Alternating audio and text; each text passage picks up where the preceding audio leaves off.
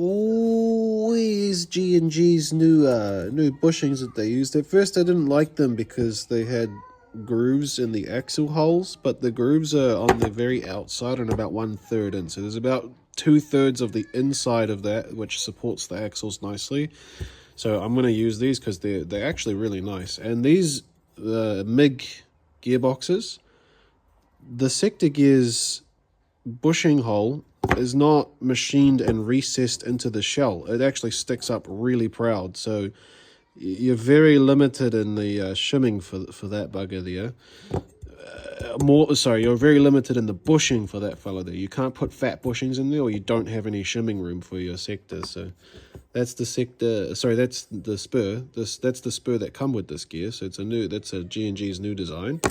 I had to rob 18-to-1 G&G gear from another somewhere, because the factory one that comes in this batto has 3 teeth short stroke from the factory. And there's my Lonex helicoil bevel gear that only is helicoil on the bevel pinion. I fucked up the pinion gear, so I got a Solink. When I got my Solink set, I tested them and they seem like the same mesh. So I got a Solink D-type to go on that fella. It's a second-hand high-speed black warhead motor. I've done that so that the wires fit inside the grip.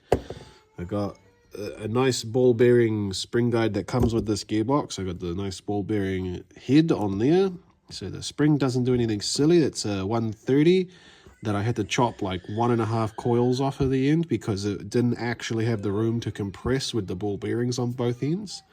Got a max cylinder that's a full cylinder, and a bloody this is actually off AliExpress, and it seems pretty decent.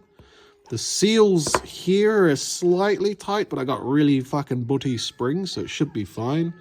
Of course, got one of those, and got one of those, and yeah, now I'm being called.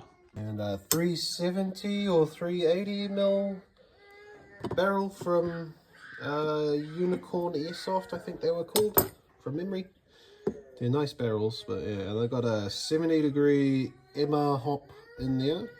I've got that funny little thingy that you can get that stabilizes these, and a bit of tape on here to help shim that to the outer barrel and whatnot. And oh, these kids are going crazy, man. Silly kiddies. So it turns out that these 2 screws here on this plate are a lot harder than that, which, you know, anyone could really kind of guess. But even this pot metal is better than this pot metal, because these ones here are all fine, but these 2 here are starting to strip out. So I've put Loctite in them. Just looking at the whole design, at some point in the future, I'll just buy oversized screws and a tap, and I'll just redo those holes with 2 slightly bigger screws and not do them up as tight. But I don't even think I was doing them up that tight, and they're kind of stripped out a bit. So she'll be all right for the weekend as far as I can tell. Bit of Loctite in there and fucking just send it, mate. But yeah, if you ever work on any of these bloody version 2 MIGs with this plate, be careful with this plate, because weak, very weak. So 0.3s at orange tag is 409 at max, 2.34. I get like 1 in every 20 something rounds that hits like 410.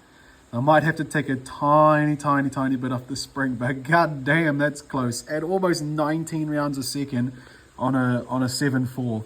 The only thing I'm not liking is that it's pulling like 25 amps. I mean, it's not terrible amperage, but I like things pulling less. I'll see what amperage it pulls with a smaller spring, and see if I can get it CQB with a smaller spring. Here we go, mate. I had to semi-lock it, so it's semi-safe, because I put a 100 spring in there instead of a 130, and now I'm getting blue tag, but it PME'd and locked itself up when I tried full auto, so it's a little bit too fast for a 100 spring. But I got blue tag and orange tag gun at the same time.